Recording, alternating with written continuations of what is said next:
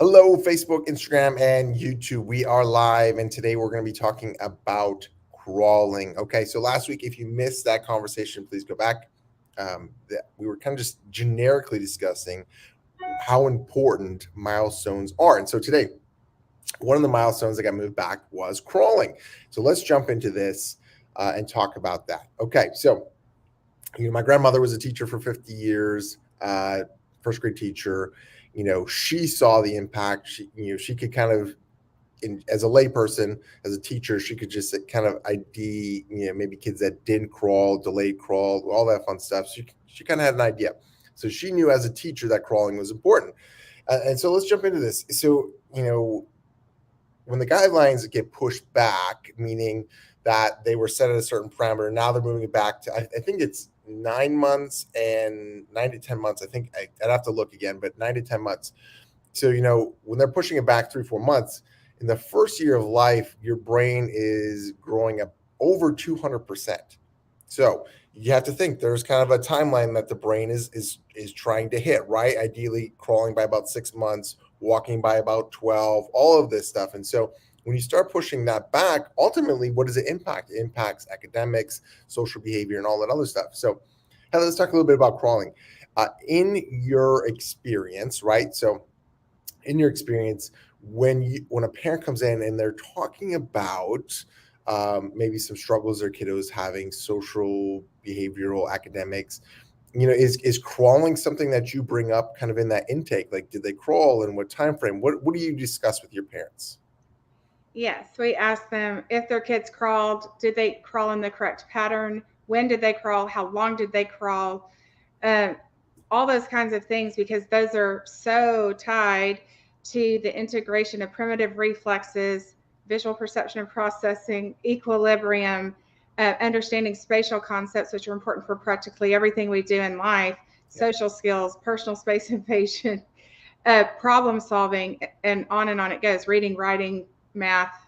So, yeah, that is definitely, and to say there's not research to give a basis for why crawling is important, I can't fathom that because there is so much evidence based re, uh, reasoning behind the importance of crawling.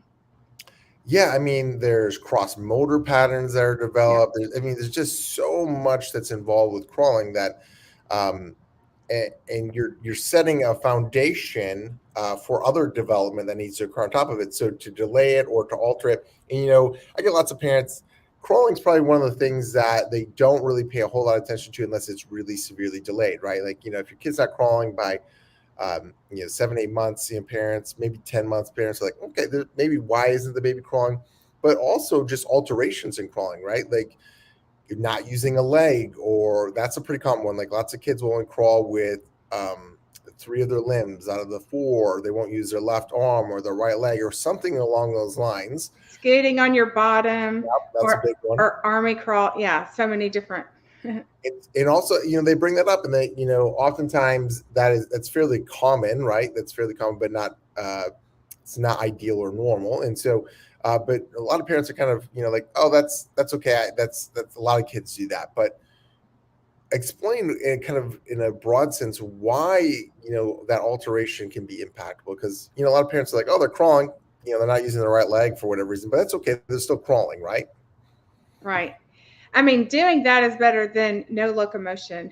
Yes. So I'll say that because when we're exploring our environment, the cognitive abilities just explode. I mean, you're learning cause and effect and learning how it feels to have rewards. Like I reached that toy. But the reason it's so important to do it in the correct, there's so many reasons. I mean, when you are crawling in the correct pattern, you are building strength throughout the hands, the arms, the shoulders. A lot of Mhm. times people don't think about the fact that when we're writing, you are not just using your fingers, you're using many different hand and arm and shoulder muscles to do so. It even it stretches the muscles in the fingers and the webbing in your hand, and it helps prep your all your different digits for being able to grasp and do many different fine motor self-help, getting dressed, feeding yourself types of skills. When you're holding yourself up, you are going to use your eyes more than if you're staying down on the ground. you're scanning your environment, and as you're learning to track the environment, you're learning eye tracking that's necessary for reading. You are changing your distance between an object and where you are, and that's called convergence. Later on, that translates into catching a ball, copying an assignment from the chalkboard down onto the paper.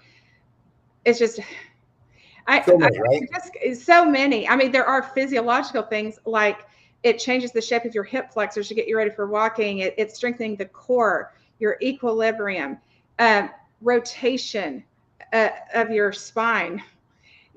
Just on and on and on it goes. But it is involved learning how to navigate around items. And that happens on a higher level, usually in the correct stage of crawling, like, okay, there's a roadblock here. Let me find a workaround. That is early problem solving. Yes. Okay. So there's a few things that you said that I want to highlight. Since you mentioned that, let's talk about that. Movement. There's a book, and I'm blanking on the name of it, but he talks about how movement is the foundation of thinking and problem solving, i.e., I need to get from point A to point B. What is the most efficient way to do that? I want that toy. How do I get there? And so, that starts with what? It starts with army crawling, but then moves on to crawling, right? And so this is a very foundational skill set and foundation for brain development, meaning I need to problem solve how to get there. And so we're doing that, as an infant, as our brain is developing. And so foundationally, that's huge. Yeah. And so, so I'm a little excited because I think Facebook took down our initial post because they didn't like what I said. So I'm a little bit passionate about it. So I'm going to deliver a nice, but when you think about that, lots of kids struggle with problem solving and navigating scenarios. And so, crawling is foundational for that.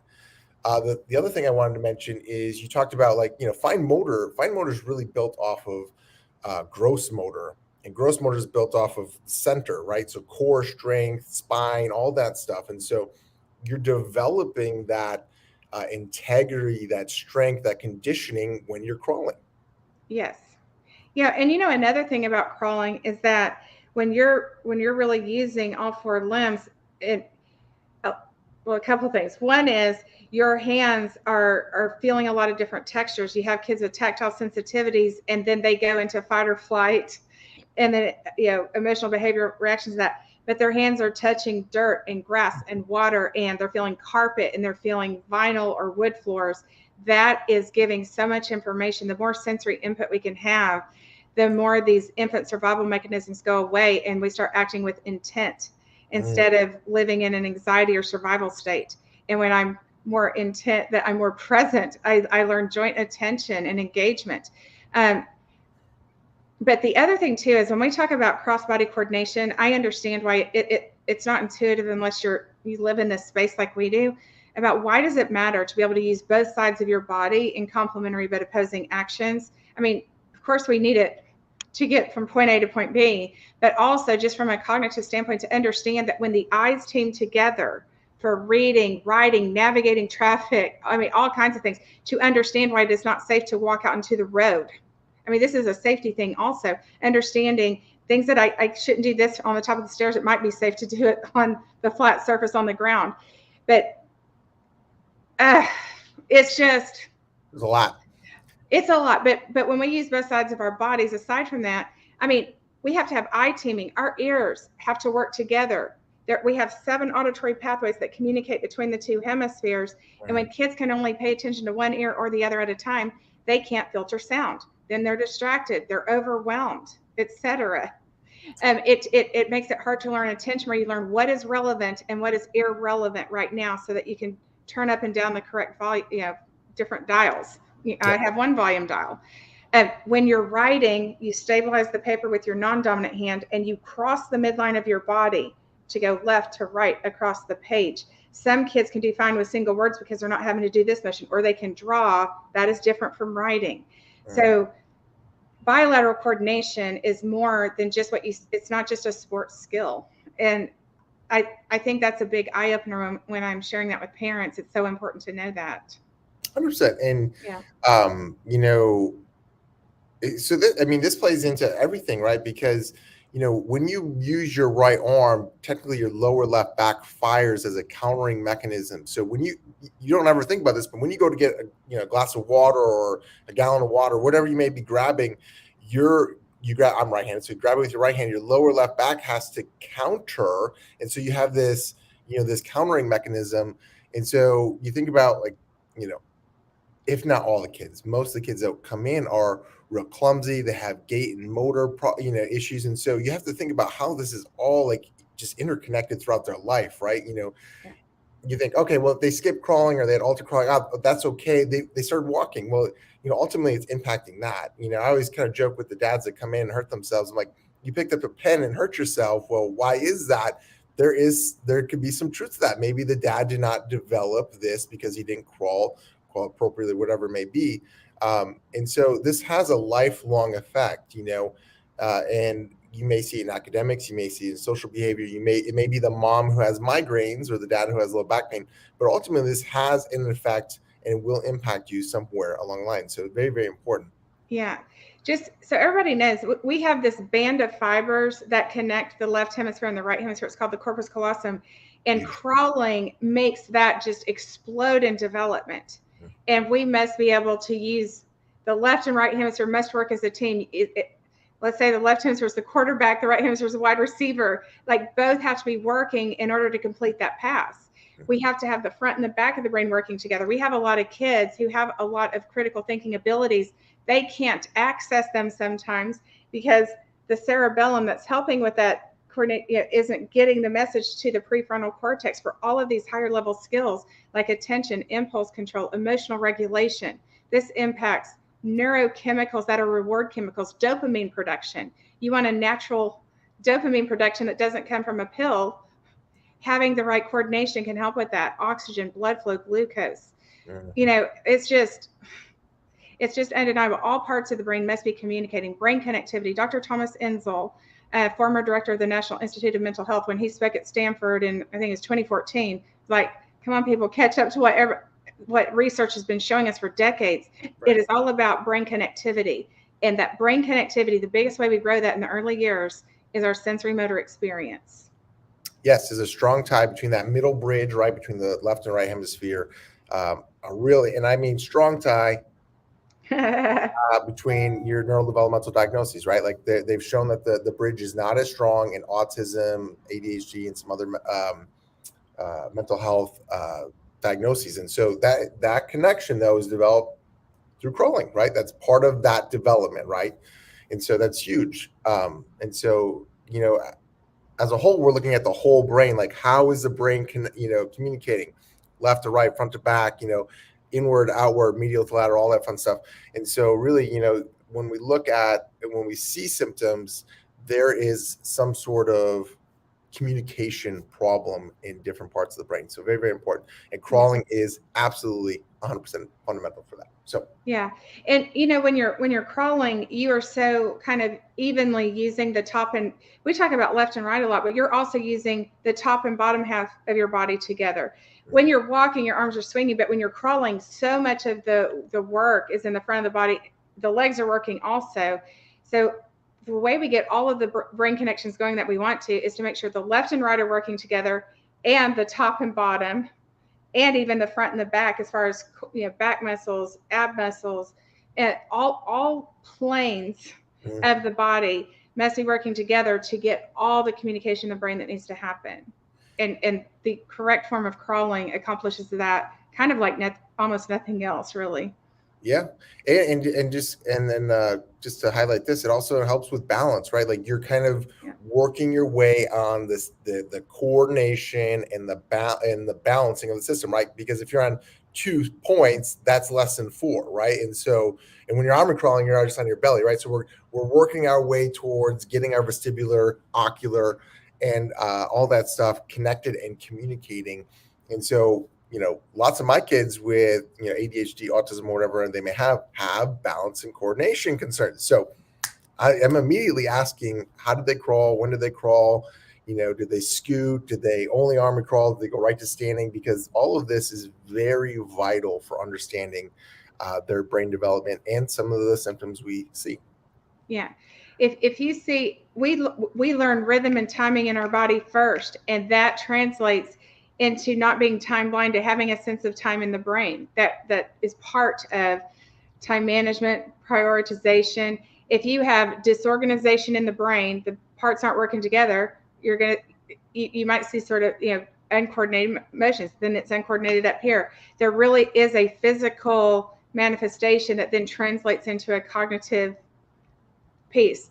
Being able to plan your motor movements grows pathways in your brain so you can plan your life. You can predict what to do. Yeah.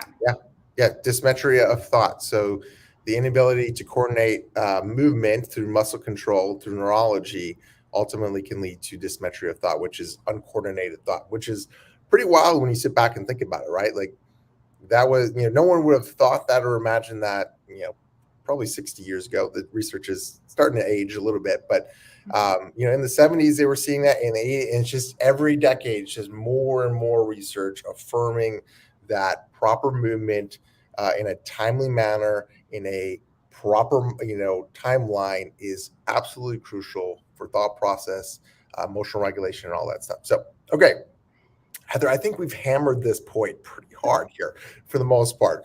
I think we got the point across.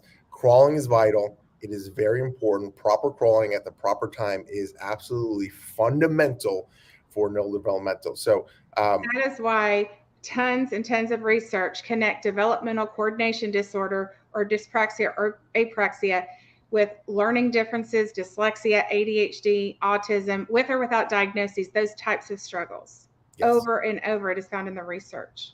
100%. When you improve your reaction time in sports, you're improving your processing speed in the classroom. Just on and on it goes.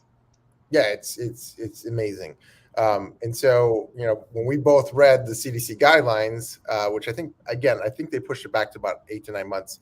So we're talking about a 2-month gap there, which in the broad scheme of things probably does not seem like a big deal. But when you think about how quickly the brain is developing at, over 200% in that first year, that cranium is really expanding. That's why babies have big heads, right? It's very, very impactful on that. Okay. And so that's why, I'm very passionate about that. I was completely shocked, and there's no science, in my opinion, right now that would agree with that timeline. And so I honestly think they pushed it back because of the pandemic, and the pandemic babies have not had time to develop this. And so they're kind of cushioning themselves. But my personal I haven't even found it in there. Like, I see them moving all this stuff back, and I can't even find crawling. So either way, it's not good. Sometimes what happens is so many kids are missing certain milestones. So let's make the delay a norm. But regardless of how many people are behind on something, it doesn't mean that that's the way the body's intended to develop the body-brain connection. We have more things where kids are held upright artificially, not holding themselves up. Yes. With SIDS, it was recommended, make sure babies are sleeping on their back. So then some babies, which is good, do that. That SIDS has decreased by over 50% by making sure babies are sleeping on their back. But then there's been less tummy time, and that impacts the development of crawling. It does not mean that is how it is designed to be. Yeah. And so, look, this isn't intended to be criticism if you didn't notice it or, whatever. That's not it. It's meant to bring awareness, because in all honesty, the quicker that we are able to identify these things and help these kids, really the easier, quote, easier solution there is, right? Like you're kind of catching up a little bit quicker. And so this is more educational and saying, hey, parents, if you see this stuff, bring it up to your pediatrician, contact us, let us help you, because in reality, if we're missing crawling and we're missing these other milestones, whether or not you see the impact now, it will ultimately have some impact, right? And so make sure that you bring it up. Okay. Anything else you want to highlight here, Heather? Yeah, I think that's good. Perfect. I think we hit it out of the park. All right. So Heather, everybody wants to know where they can get more Heather, find out more information, learn more from you. Where do they find you? On Instagram or Facebook at The Hidden Churn or Brain Balance of the Woodlands, Katie or Mansfield. Yes. All right. So make sure you go follow those pages. She has another podcast, which is always fantastic, Tuesdays at 11 a.m. Do you have one coming up this week? I do, and I haven't done this in a while, but it's going to be live Q&A. Ask us anything. I've gotten several really good questions that I'm like, I know a lot of people wonder that same thing. But anybody who tunes in, pop in your questions live, and we'll talk about them. All right. So yeah, hop onto that. And again, with this too, whether you watch it live or you watch, later on in the afternoon, please feel free to ask questions. Hey, I'd like to know more about this or whatever. Please do that. Or you can also direct message us if it's a very personal question. All right. You can find me at Dallas Energy Chiropractic, both on Facebook, on Instagram, and on TikTok, which this will not be on TikTok, but you can find me there. All right. We will be back next week, and we're going to have this discussion, but it will be on walking. Okay. So there were 3 big ones that the CDC kind of altered the timeline or is not even including anymore, which is crawling, walking, and speech. All fundamental processes of development, all have a particular timeline, which we believe should be hit and encouraged. And so we're going to go from crawling to next week walking, and then thirdly, speech. So we'll jump on walking next week. All right, same time, assuming Facebook doesn't take down our post, and we have a little problem there. So, all right, we'll be back next week. Please share this with somebody, a neighbor, teacher, a friend, a family member, somebody at church whose kid may be struggling, or this could benefit, because ultimately we do this for y'all. So we hope you enjoy this, and let us know how we can help you. All right, till next week. Thanks, everyone. Bye.